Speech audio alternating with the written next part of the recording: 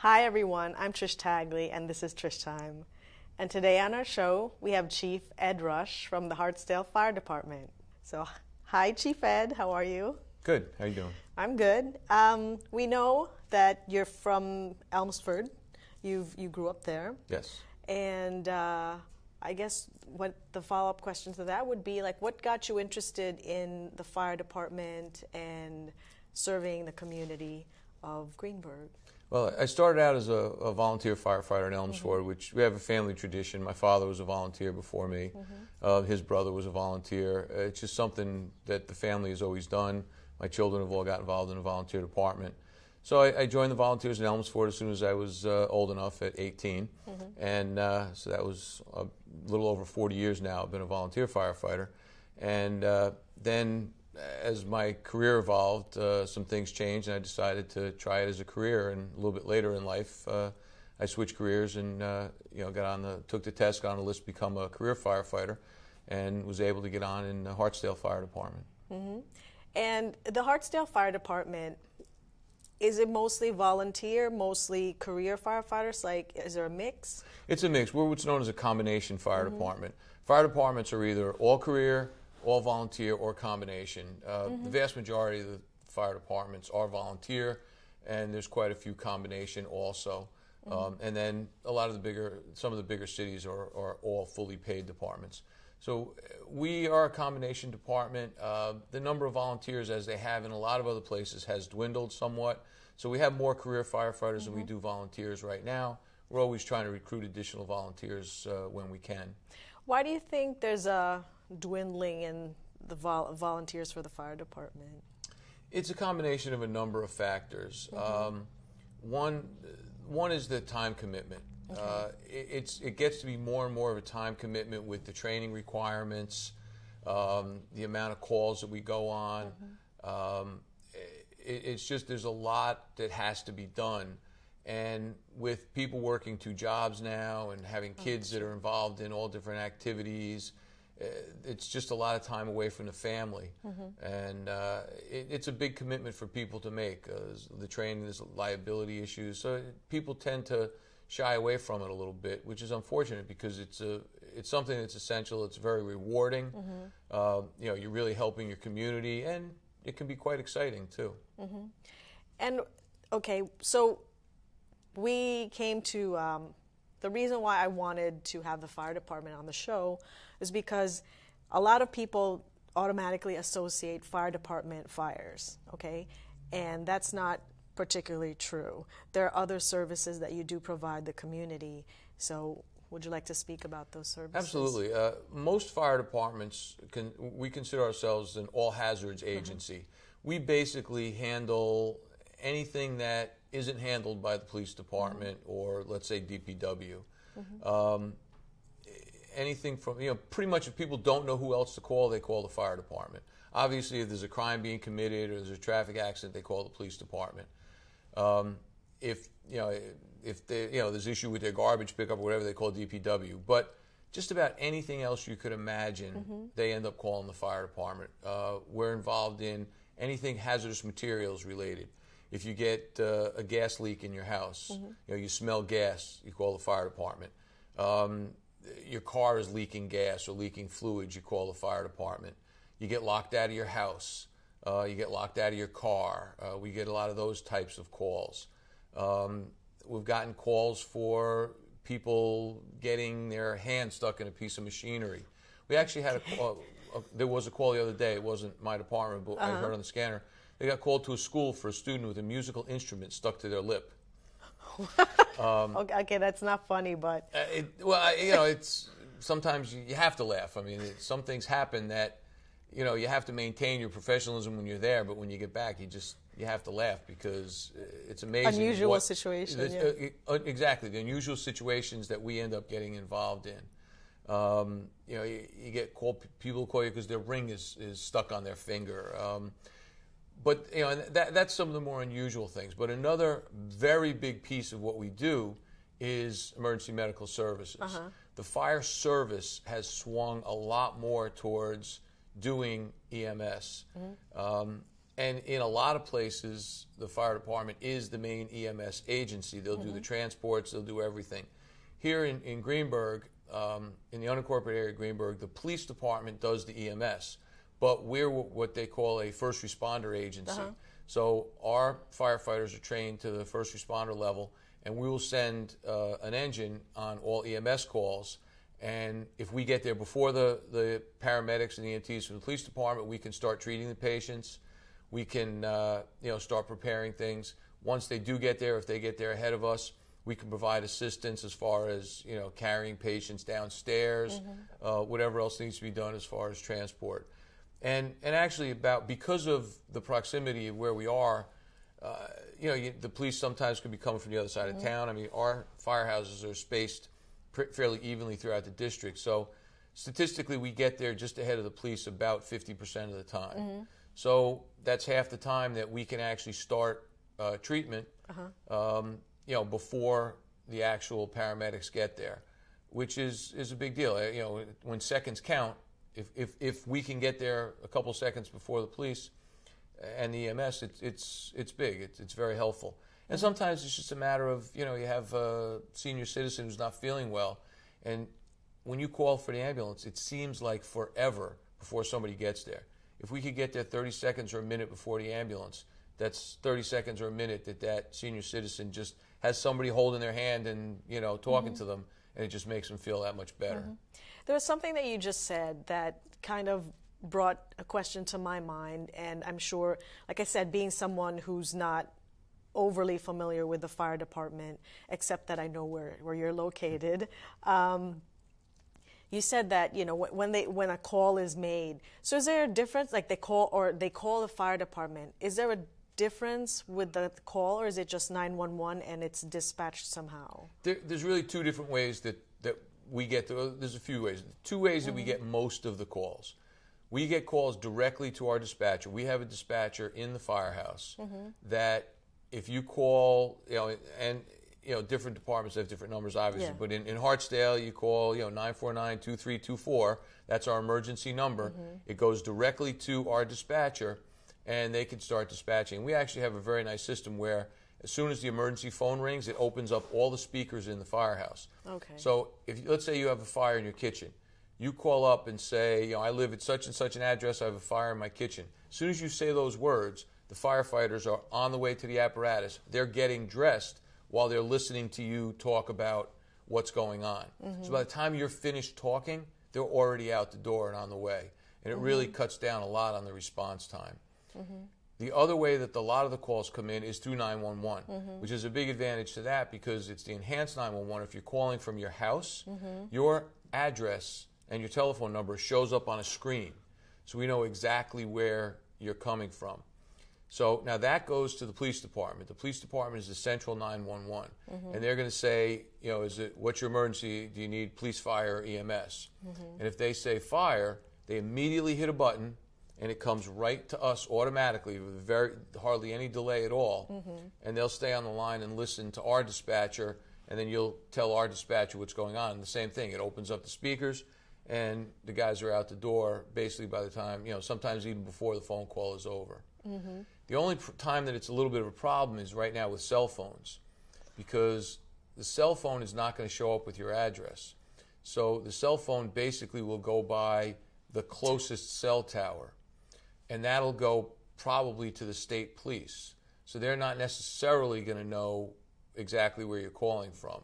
So that's where you have to be a lot more, succinct about how where you are. This is my address, and I'm such and such a street in Hartsdale or in Fairview or wherever else you're calling from. And you have to be very specific about where you are, because that's the only way we're going to know how to get there. If you're calling from your house phone, then automatically it goes right there. Yeah. The only thing is, the issue that we have now is a lot more people are giving up landlines. Right. So, and they're using their cell phones as their main phones. Yeah, and I know that the 911 system is working on that to basically better the 911 system, that it can, hone in on exactly where you are.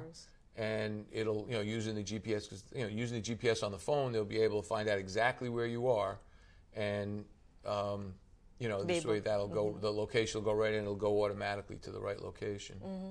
What other services are there that so you mentioned the lockout. Let's go back to that. We mentioned the lockout of your home or your car. I was actually surprised when you said that, because I'm like, wait a minute, you mean I don't have to call a locksmith? So... Well, I mean, that is something you do. If you lock your keys in the car, especially a lot of times when we get the call, it's because people have locked the car with a baby inside. Okay. And that is a true emergency, especially, if it's hot out and it's, people... Or cold. Yeah, sometimes people are a little embarrassed, but, that's a true emergency. If you've locked your child in the car, or even if you lock a pet in the car, you need to call right away, and there's no time to get a locksmith or anybody. You need to get us there. We have the tools and equipment and the training to be able to get into your car in seconds. But wouldn't a person, in that situation, of course, I'm just trying to think practical here, just break the window themselves and get in the car?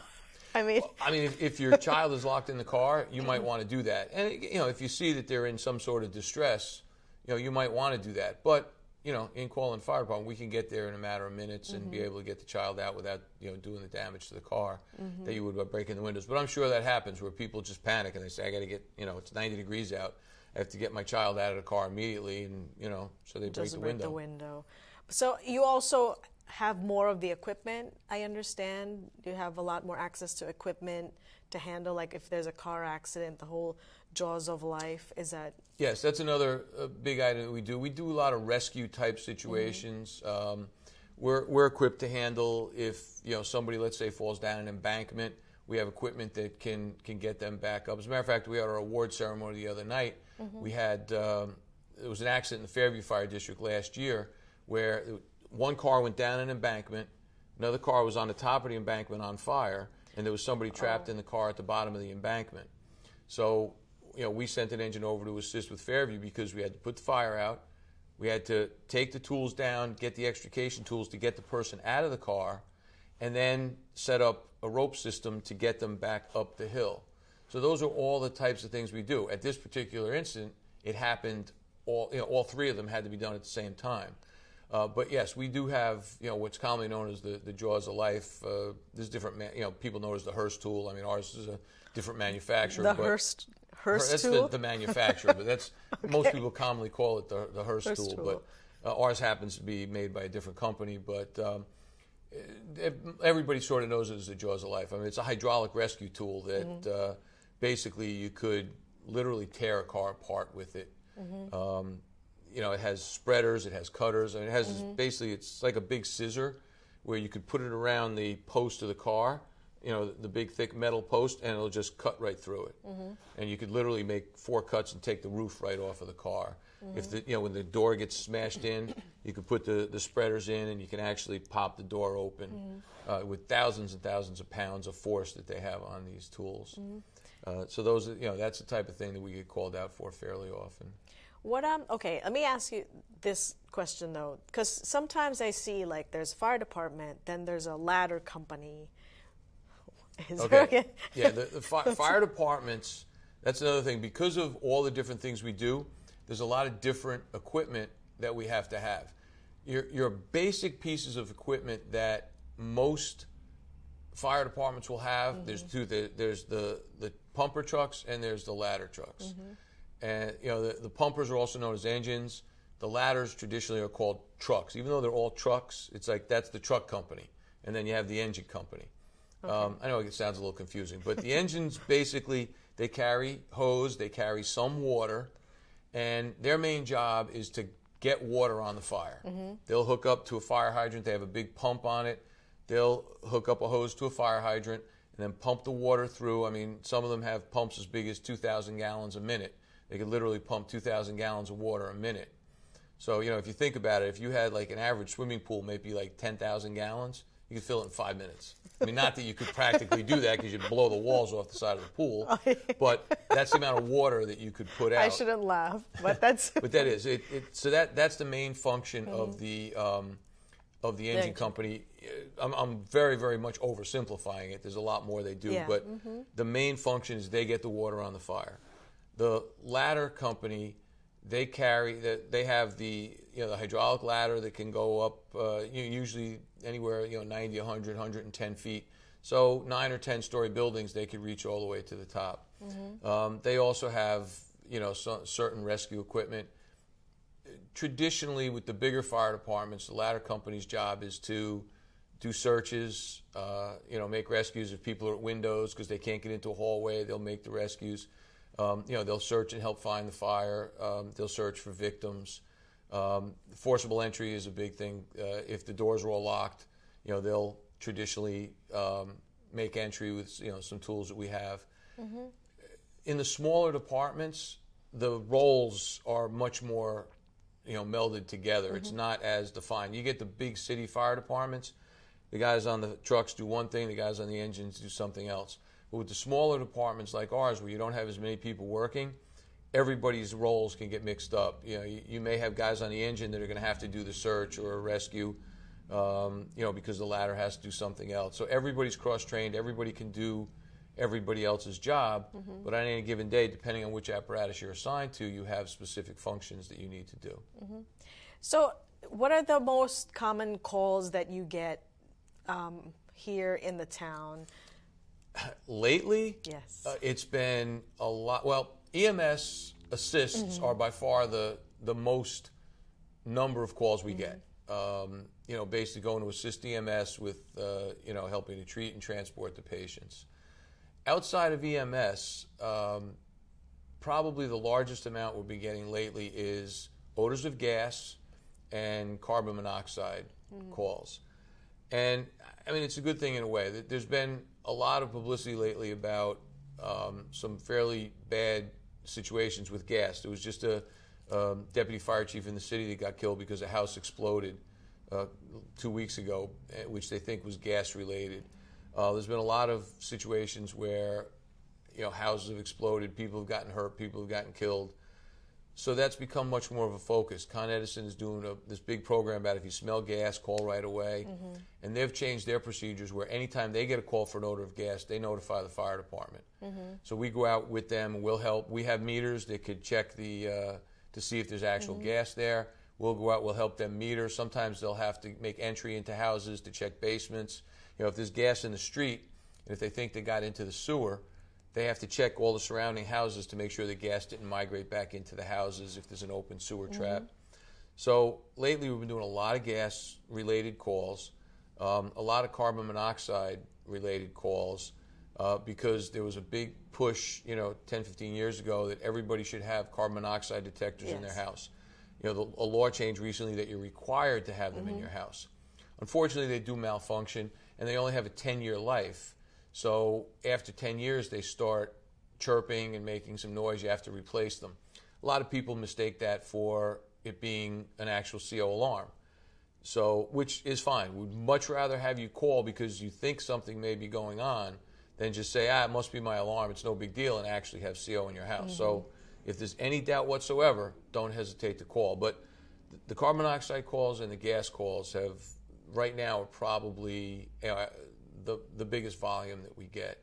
And there's a lot of false fire alarms too, which again is a result of more and more people putting smoke detectors and fire alarm systems into their house, which is a good thing because you have better coverage. But they do malfunction. They do malfunction. And actually, 20, 30 years ago, we actually had more fires because, for example, you'd wake up in the morning, you'd put Mr. Coffee on, and you'd forget to turn it off, and you'd go out to work. 20 years ago, it would heat up, it would start a fire, and we wouldn't know about it until there were flames coming out your window and your neighbor happened to see it, and we get there and there's a huge fire. Now, you forget to unplug the Mr. Coffee, you go to work, half hour later it starts smoking. Before the fire even starts, it hits a smoke detector, it sets the fire alarm off, Central Station calls the fire department, we get there, we can make entry, unplug Mr. Coffee, put up a fan, get the smoke out of the house, and and it's done. It's done. Without a doubt, smoke detectors, have been a huge, huge bonus. They absolutely save lives. Yes, they create false alarms. We're okay with that. Not that we're okay with it. We'd rather not have the false alarms. Of course. But we'll take, 100 false alarms if we know it's going to save that one yeah. person's life. And smoke detectors absolutely do save lives. And it's really a shame that in this day and age, there's still people that don't have functioning smoke detectors in their house. That's interesting. There's certain places, though, that you need to, that they should be placed. Yes. Right? So, for example, one would be inside a bedroom, another would be in the basement. The rule of thumb on smoke detectors is you absolutely need to have at least one on every level. Okay. But what's recommended is one on every level and one in every bedroom. Okay. Because you really should sleep with your bedroom doors closed. Really? So, yes, and a lot of people don't realize that, but that's what's recommended, because if a fire were to start in another part of the house, it's going to keep the smoke out. And you may not hear let's say it starts, a fire starts in the kitchen. The smoke's going to generate a while. If that's downstairs, you may not hear the smoke alarm right away. By the time you hear that smoke alarm from downstairs, the smoke's coming all the way up. Now it hits the upstairs smoke detector. Your door is still closed. You're still safe. You're still not in a smoky environment. Mm-hmm. So you still have plenty of time to call the fire department and get out. If your door is open and the fire starts somewhere else and you don't hear the smoke detector right away, by the time you're awakened by the smoke detector, let's say in your room, it may be you wake up, you can't see, you panic. The carbon monoxide levels may get to the point where they overcome you before you even wake up. Mm-hmm. So that's why they recommend at least one on every level and one in every bedroom. That's for the carbon monoxide detectors, for the smoke detectors. Carbon monoxide detectors basically should be in the area of anything that burns fuel and could produce carbon monoxide. Hot water heaters, furnace, your gas stoves, gas dryers. Anything that could possibly, that burns a fuel, it could create carbon monoxide. Mm-hmm. Now, aside from that, okay, you also have babysitting programs, which I get flyers for in my mailbox. So you want to talk about that training program? Yes, well, that kind of gets into a whole nother area when you talk about what the fire department does. Yes. We were talking specifically about incident-related. Yes. There's a whole nother area that the fire department does that's all fire prevention. Mm-hmm. Fire prevention is a huge part of what we do. Okay. We spend an incredible amount of time and effort preventing fires. Yes. That's the exciting part. You see the flames, you see all the activity. That looks like the glamorous part of being a firefighter. But that means that somebody is suffering a loss. We would much rather spend the time and effort on preventing fires and not have to do that. And that's why we do a lot of different phases to the fire prevention program.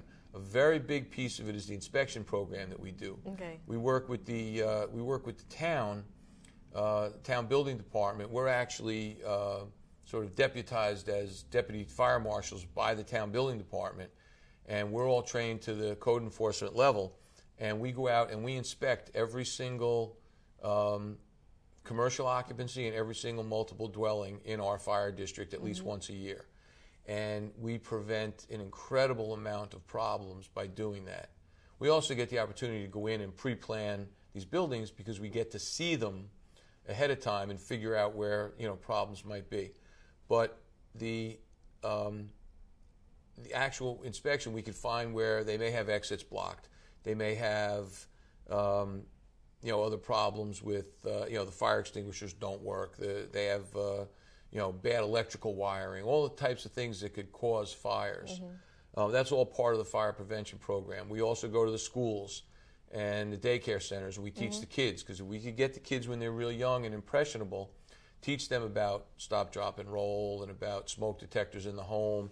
Because, if you have a 5 or 6 year old that comes home from kindergarten or first grade and says, Mommy, how come we don't have a smoke detector? You're going to put a smoke detector in. So we find that whatever's effective. But those are the types of programs. But that leads to what you're talking about with the babysitters program. That's one of the more popular programs that we run, and it all started 40-something years ago with the fire chief at the time. His wife actually said, "You know what? We have a hard time getting a babysitter. I think you guys should train people to become babysitters."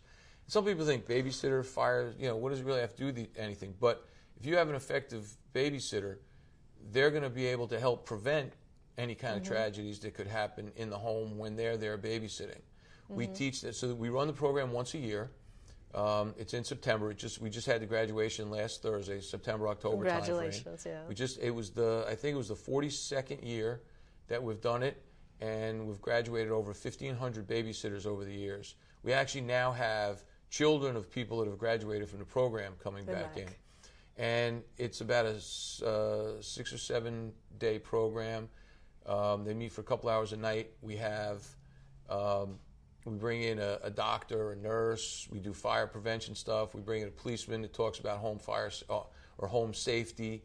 We bring in somebody from a kitchen supply store, talks about kitchen safety. We bring in somebody from a daycare center, talk about how to play with kids and all that. It's a very, very popular course, and it's really excellent part of our fire prevention program. So, and now, because we're going to be ending the show soon, has being a firefighter and having seen all these different situations, has it changed your philosophy on life? Absolutely. I think when you see, we're dealing with people that are having their worst day ever. If you have to call the fire department, you're usually having a really bad day. And it really gives you a different outlook on life. You see a lot of people stressing about the little things, because they forgot to put the sugar in their coffee at Starbucks or, whatever. I mean, little things like that. When you see people having real problems every day, you realize that those kind of things don't matter. That, in general, life is good. And, you got to live it every day to the fullest. And, you can't let those little things get you down. Because there's big things out there that could really have an impact on your life. Yes. And, just don't let the little things bother you. Well, thank you very much for being on the show. And for everybody else, we had Chief Ed on our show, and if you would like to reach any goals that have to do with the fire department, whether it's babysitting or maybe volunteering as a volunteer firefighter, go to the URL, and hopefully it'll help you map out where you want to be. Thank you very much for being on Trish Time. I'll see you again. Bye-bye.